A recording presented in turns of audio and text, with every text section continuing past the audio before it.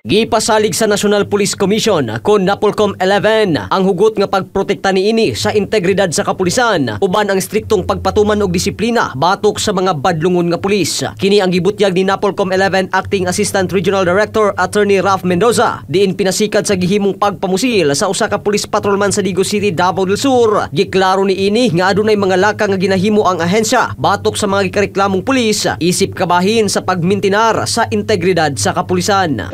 Nagakandak ng frequent monitoring sa line platforms. So, bisa pa sa social media, kinatanaw na po na kung may mga inunana. Because the Napolcom exercises administrative control and operational supervision over the police. Pag makita na to ang mga paglapas at kung monitor, investigate, and depende po kung posible, pwede po natin pasakahan ang business case. Because we would want to maintain the integrity of character na maayos ang kapulisan. But again, for National Police Commission, we ensure the integrity by monitoring, receiving complaints kung naa ito na welcome because we want mga disiplina yun na malilita mag-maintain o mga kapulisan na dili makatabang nung hatag karubot imbis na sila ang mag-set an example o prevent sa crime. So dili mga kapulisan. Dugang paniini nga nagdepende sa mugula sa investigasyon ang sangputan sa gikareklamong pulis ilabi na kung angayan kining tanggalon sa serbisyo. I don't want to preempt any I don't know if this is pertaining to a particular situation but maximum penalty nato sir is dismissal from service. Depende na siya sa facts o sa evidence because you always check ang mga pruweba o sa ebidensya. So,